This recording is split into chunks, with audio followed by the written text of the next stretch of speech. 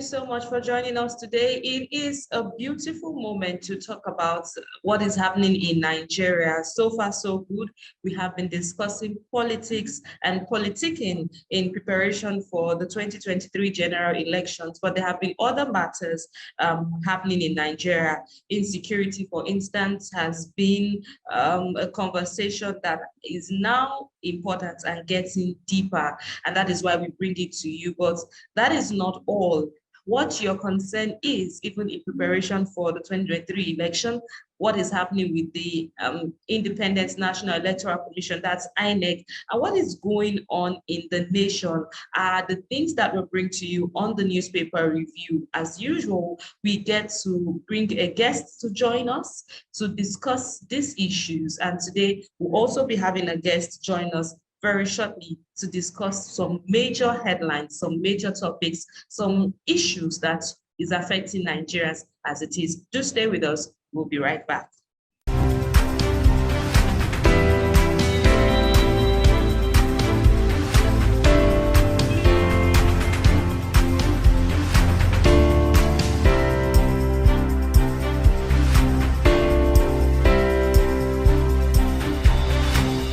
Thank you so much for joining me today, sir, to discuss Nigeria's matters. Politics has been on the papers, but that's not the only thing happening in Nigeria. However, that is where we will start from. I'd like to ask you, first things first, talking about the Muslim Christian ticket and the whole conversation about picking a vice presidential candidate for various political parties. What do you think about these conversations? Do you think it's much ado about nothing, or you feel that these opponents and political parties are getting it? Do you feel this is the norm, or do you think Nigerians should just expect whatever they see, get whatever they see at the end of the day, coming especially from the ruling party right now? Okay, ordinarily, it should have been much ado about nothing. Okay. But Nigeria is not the usual place, unfortunately. I mean, in the States, for instance, you go to a state like Kano, the governor is Muslim unapologetically. You go to Enugu, is Christian unapologetically. Yeah? And things seem to work. There's no problem ordinarily. But at the national level, the problem we have is, look, if you see the religious crises that are going on, and sometimes the justification that people in authority whom you respect, whom ordinarily you would think would be very objective, their disposition towards some of this crisis and what happens to ordinary citizens almost shocks you, you know? And so it has created suspicion. And, you know, democracy is about representation, okay? And representation means that every voice has to be represented, which is why in other countries, for instance, you might have a Green Party. They may never win a national election, but in the parliament, they have someone there to speak on the environment. They need a voice in the parliament to speak for them. So, and this is why at the national level, when you talk about a Muslim ticket, the Christians will feel a bit uncomfortable because they have been victims. You can see what's happening to kidnappers, and no serious action has been done. And so it is expected, even though we have a Christian there now, it doesn't, I mean, I don't think it has made any difference if you really ask me. But at least you have a voice in the room. That's the reason why. Otherwise, it should not be about merit. Get two people who can work together and all that and all that. But Nigeria is not a normal place in that sense. And so, I mean, what's wrong? If you're a Muslim, you can get a very competent Christian to work with you. There's no scarcity of good Christians to work with you. And if you're a Christian candidate, you cannot say that there is no competent and trustworthy Muslim that you can work with. So I think it's justified. I think if I mean, even if for nothing, the fact that people are demanding it and it will make people more comfortable means that it shouldn't be ignored. Okay. But then I also have to say that you mentioned that democracy is about inclusion. There are people who are not included even in this religious bickering, the Muslim, Christian, Christian, Muslim. There are some people who are not in this sect, they are not in this pact right now. Do you think that they will be represented as well? Because we seem to forget that there are some have traditional worshippers or things like that, or people who don't believe in God, but they have other needs. Don't you think that we're narrowing it down to just religion? Are there other factors that should be considered as well? Well, unfortunately, the country messed up things, our past leaders.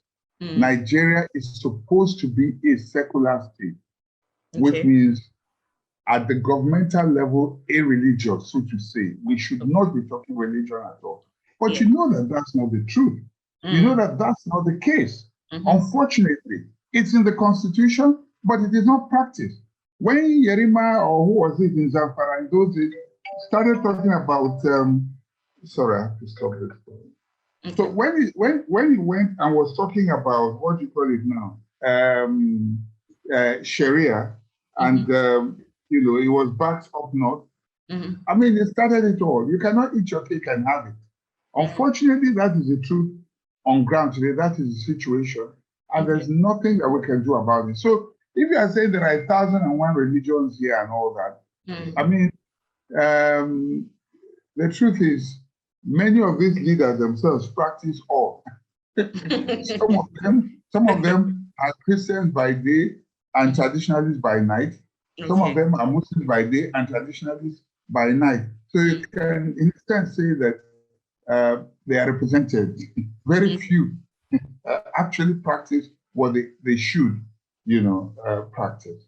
Well, when you talked about what is happening to Christians and or Muslims that have been affected, especially in their place of worship, I remembered the Owo massacre, and we have Akere Delu talking about self-defense. He's backing Zamfara State Governor Matawale on self-defense. And there has been a bit of fear, especially on the part of Nigerians who feel that we'll be moving to a state of anarchy if we start talking about self-defense, that angry people would, if they are armed, they can use their arms in the wrong way. But the governor of Ondo State has come out now he has faulted the federal government on the claim that the ISWAP was responsible for the massacre in a town in the state. I'm reading what we have here.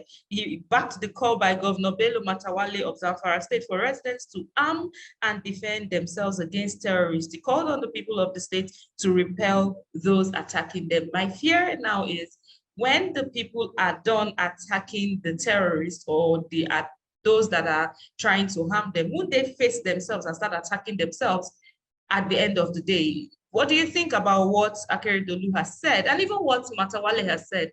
I'm talking about self-defense. Well, when you have a state of anomaly, this is what results. What do I mean by that?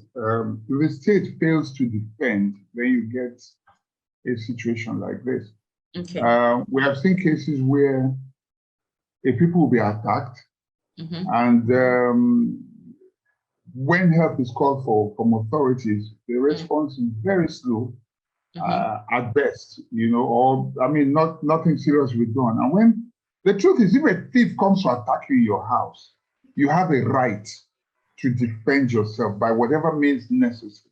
The law recognizes that because you are protecting your life. And so, but when people rise up to defend themselves, we saw it in the plateau, on the plateau, you know.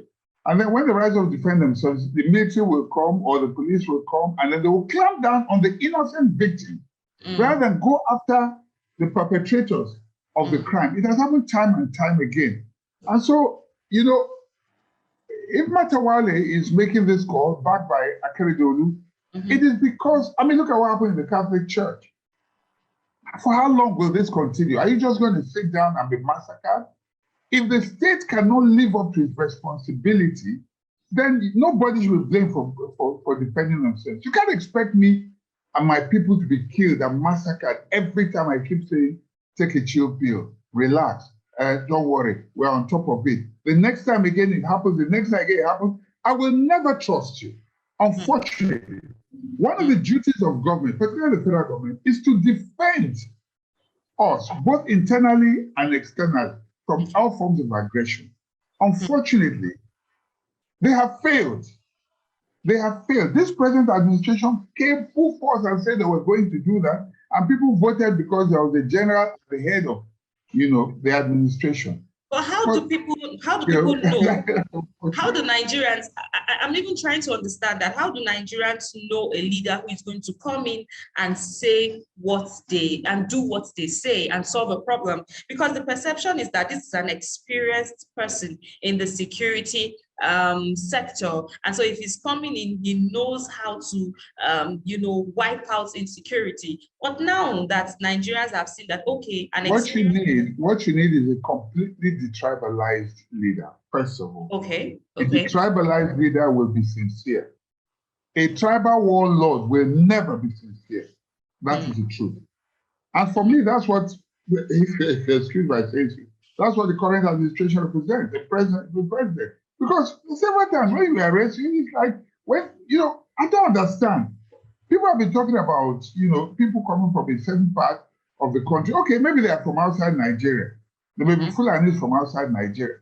But how can you prefer Fulanis outside Nigeria over Fulanis in Nigeria? How can you allow them kill people in Zamfara? How can you allow them enter the forest, in the south here and all that? You cannot be doing that. And we cannot, in all honesty, say that, how can we know?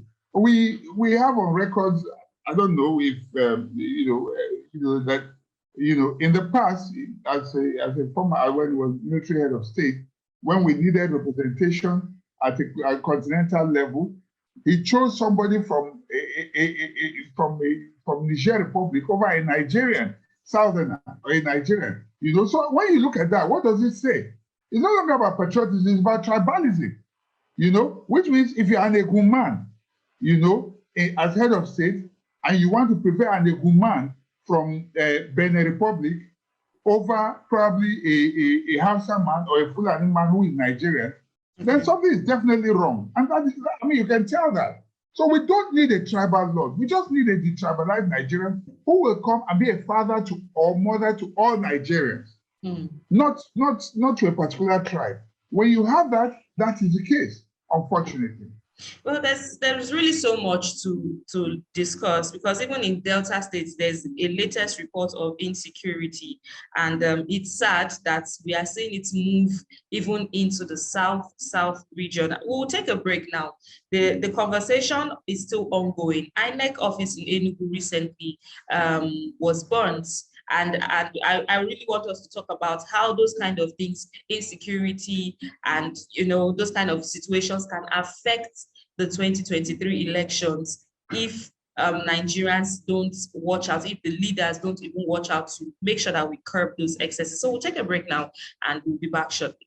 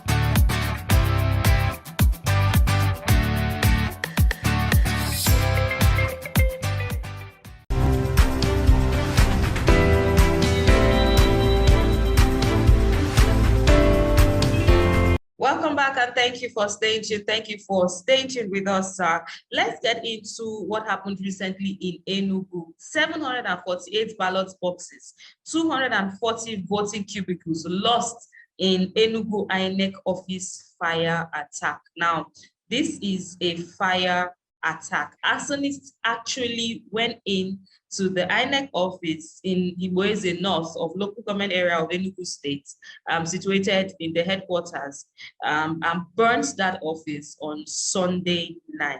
It was intentional, and ballot boxes were affected, voting cubicles were affected. Is this really making a statement, or it is just some form of aggrieved Nigerians, or maybe foreigners or whatever, because we have not even seen the names attached to this particular issue? Do you think that this is we're going to be seeing this kind of things, that this would affect 2023 general elections?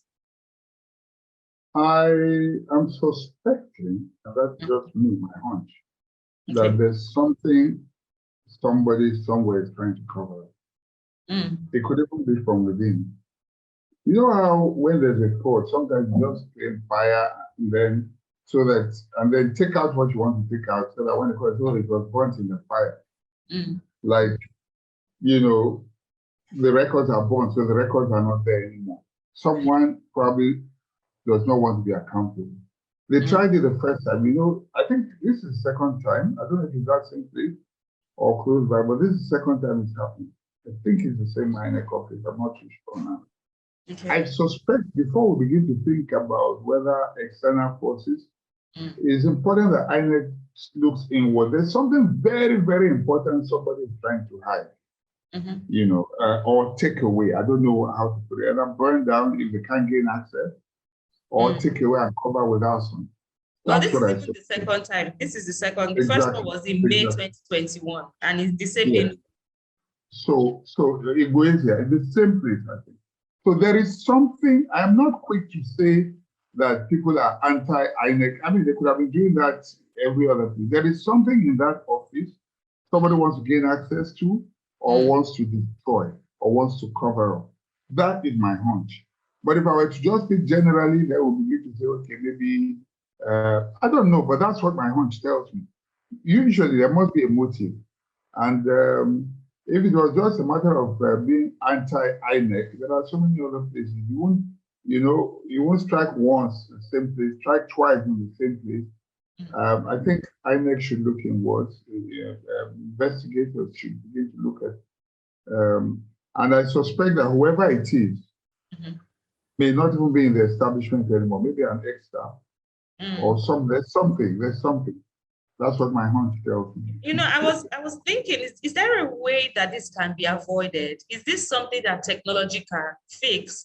Because the timing is such that this person or group or whatever they are came in the night.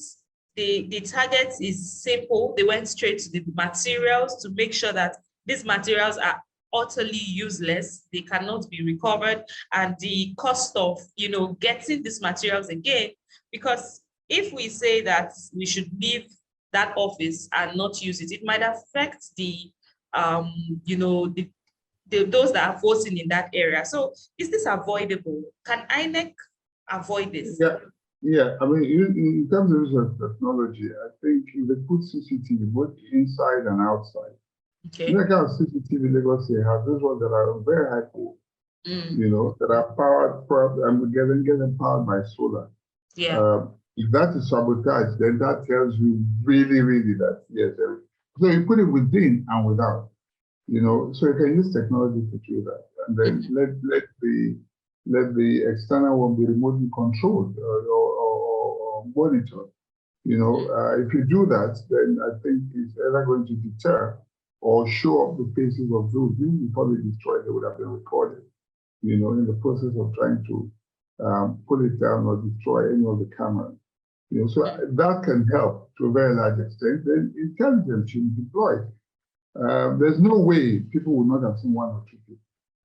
Even if they can't, even if they don't recognize them, they should be able to describe them. They would have heard something, they would have seen something. I believe very much that our police are very competent. If they want to work, they really can work. So, but yes, technology can be deployed. Use of CCTV would help. And unfortunately, in this country as well, I think there's enough biometrics now to catch anyone you want to. But I don't know why we're not using fingerprint technology in our investigation. Because, I mean, both from the telecoms, from NIN, and from our banks, we already have enough biometric data. I would say biometric coverage of no less than 60% of Nigeria. You know, so if they want to, they can. But you know, sometimes when things happen, people in scene of crime, it's not cordoned off. People just go there and everything's messed up. You know. But again, let me say this very quickly. The voters' cards were in a secured, fireproof cabinet. So they want to look to see if any serious damage was done to it. We haven't got the report on that yet, but hopefully most of it will be secure. If that's the target, then obviously that area is secured. Okay, let's also look at state policing, because in talking about insecurity, especially in the past, I've heard most analysts say that there is no way that insecurity can be dealt with. There's no way insecurity will be dealt with without having the people in that community give intelligence, give information. And state policing has come back in the papers. We have the Ijaw Convention in the US, state police to solve insecurity in Nigeria. This is coming from Diri. And I mean, this is looking like a lot of people clamoring for state policing, but not necessarily what is being given focus at this point in time. Is this something that you feel can solve at least most of the problems of insecurity in our country, and even with the INEC office? Can this help? Well, these are a sign of the times. There's a huge loss of confidence in the federal government. Okay. Because the police force is under the federal government, and if they were efficient in saving and protecting lives and property, the state police is not, I mean, it's not necessary, you know. But what you see, all this time, because it's like a vote of no confidence, you know, on you know, the security forces in this country as at today. It's not as if state police is going to be any better, because very soon we're calling for local government police. Truth is, even state police is prone to abuse. It's even more prone to abuse than the federal police. An incumbent may decide to use it against opponents. That is very clear. They can do that because it's under their control. You know, we know what they do with thugs that are illegal. And if you now have licensed thugs, or because some of the state police might just be the governor's thugs. When that happens, then you know that's even going to be worse. But I mean, if there are limitations to what they do, and there are clear delineations as to what their responsibilities are, to the extent that there will be no abuse, I mean, then well and good. But security there are policemen represented in every local government in Nigeria. Perhaps what we need is more recruitment. You know, we need to recruit more people. We want to recruit more people locally, you know, and then let them work locally. You know, it can be done. After all, the same police force that we have today have been broken down into almost 5 or 6 units. The EFCC and ICPC, that's what the progeny of the Nigerian police force, you know, that was broken out. FRSC is the traffic unit of the Nigerian police force. I could go on and on, you know, so they've been decimated into so many sub-units. So it's not going to be new to decimate them at the state level, so that you have the Nigerian police force local, Nigerian police force federal, you know, so that there will be no abuse. That, I mean, nobody has advocated this. This is the first time. I think I'm the first person advocating it, you know. I think it is something that, you know, should be considered. But so also there is an alarming case of security officials being killed. Now, we have a report that in the last week, 30 soldiers, 10 police officers, 11 civilians killed in Nigeria in the last week. This report came out in the first week of July. And we can see, and there is that worry that non-state actors across Nigeria have been killed. I mean, and majority of them being security officials. So if no, I can tell you that even the military have reported and the police have reported sabotage among their ranks. It's internal sabotage. You know, when sometimes they're going for operations and the bandits are already told ahead, it can only be from within. So they should look inwards. You know, it's sad. I feel for the families. I feel for those who have gone. It's unfortunate. It should never have happened. But, you know, there's no way that they can be ambushed ordinarily like that without, you know, being given away, being sold out, so to say. So I think there's sabotage, and I suspect sabotage. It may not happen in every case, but wherever you see things like this happen, then you can be sure that there's some form of sabotage. But surprisingly, the army have come out to restate their resolve to checkmate proliferation of small arms and light weapons. I'll just read what the army has said. The Nigerian army has restated its resolve to checkmate the proliferation of small arms and light weapons across the country. Now, the Chief of Army Staff, Lieutenant General Farouk Yahaya, stated this at a media rally as part of activities marking the 2022 Nigerian Army Day. Now, he expressed worry over the possessions of arms by non-state actors and non-licensed individuals. He said the National Center for Control of Small Arms and Light Weapons was working assiduously to checkmate the menace. But those that are armed, I mean, our security officials that are armed are still killed. And I mean, when you made this statement of sabotage, isn't this worrisome enough to now say you want to get new people to join? Is this not discouraging to even get more Nigerians to join our security agencies? No, but I mean, if you can only strengthen them now. I don't see anything wrong with them joining, but it strengthens them.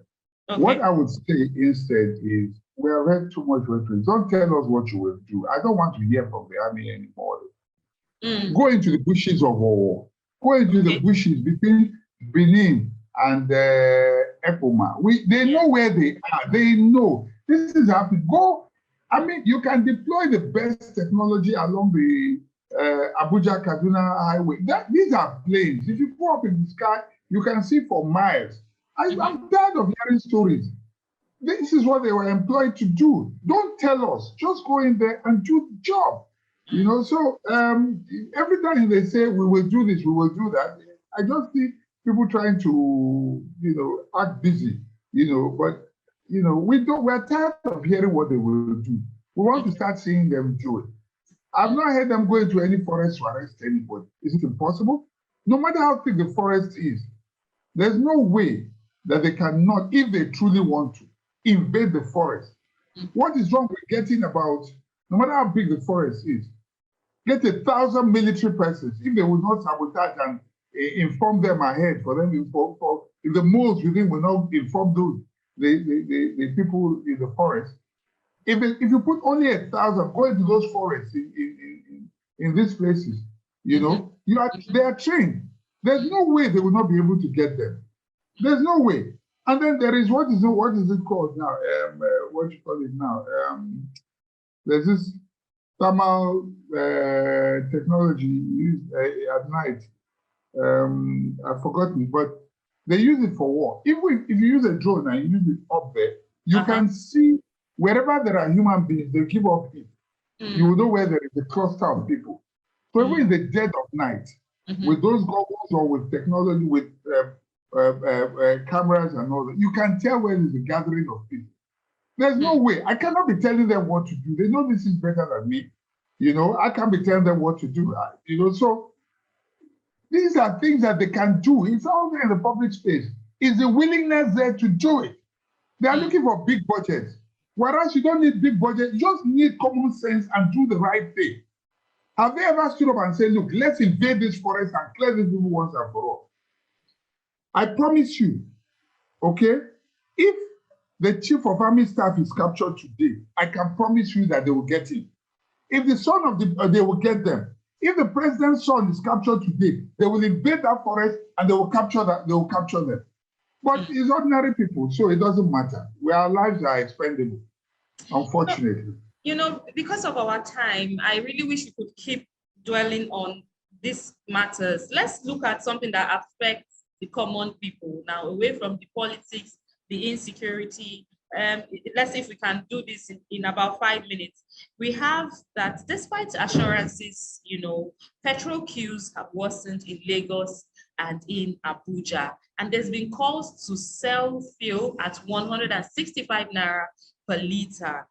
This story, we have a lot of riders. We have what's this ahead, stakeholders fear, PPMC agreed to supply products to us directly, say marketers. They are warning that members are smuggling, and they are already moving to steady the PMS price at 165 naira per liter. And this is something I'm presenting to you now as a Nigerian who already knows the cost of living in Lagos or in Abuja. How is this going to affect the everyday life? And how is this even going to help current government in trying to get their seats again, get the presidential seat again in 2023? I mean, this is not looking good for them. Our parents are walked. I heard someone say a few days ago, so I'm not claiming credit for this, but it's a fact. Okay. One, we can get modular refinery license. It's up there. State governments, especially the South, and anywhere in the country, because really you can set up a refinery in Nigeria, have access. I mean, they can apply for this license and do them, but they are busy trying to put up big projects that will not benefit anyone. They talk about airports, whether there are nearby airports, and so many things. So I'm just thinking, how are we thinking? These are things that we keep holding on to two big refineries that are completely useless. I wish we could have a government that would be courageous enough to say, shut down these refineries once and for all, regardless of what Nupeng and the rest would say. Regardless. Because they are drain pipes. The money for one turnaround can set up a couple of modular refineries. And therefore, some of these problems also. We are waiting for Dangote. How can you be living beside River Niger and be washing your hands in speech? I don't get it. While priorities are warped, they're upside down. That is my opinion. If government is sincere, these problems can be resolved. But this Look talk at of Niger. subsidy. Do they produce oil? They don't produce oil. Go on. And yet they have a refinery and we're buying from them.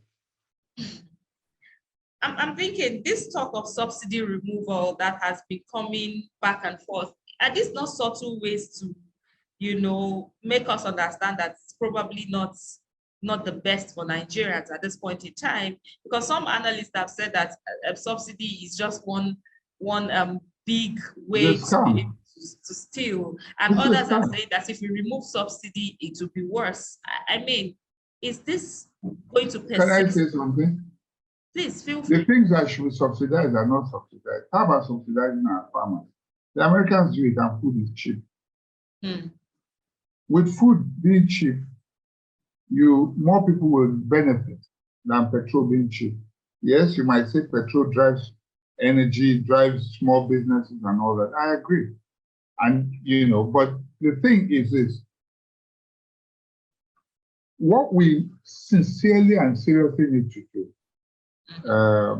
is concerning subsidy, once and for all. Once and for all, take it out. Benin is not subsidizing, they are not there. Benin one. Togo is not subsidizing, they are not there. I don't know if Ghana is subsidizing. Cameroon is not subsidizing and they are not there. Nigeria is a richer country. Take the subsidy, I want to watch my language. Take the subsidy off once and for all. And let us see. Open up the industry. Let there be competition. Let everybody bring in, petroleum, this thing. Let there be competition. Yeah? Then you choose where to buy. If you want to buy from station A, you go. You want to go to B, you go. You want to go to C, you go. Let's do it once and for all. Unless people in government are benefiting from some of this subsidy money as kickback, I don't see why we're holding on to it. If we build refineries, we're getting crude cheaper because it's our crude. Yes. Okay? Yes. We're not saying that the profit to other countries. If you want to subsidize it by subsidizing crude. Sell crude at a very cheap rate to the local refineries. Okay. For me, that's a better subsidy. Okay? And so when you do that, then we can truly see, then we can see how things can be. We can then, so when you say cheaper, that's subsidizing, that's subsidy, because you sell cheaper crude. And the refineries will now sell it cheaper. You can mandate or compel them to sell locally and not export. Then that way you have subsidized. And then if there's competition as well, it will force down prices.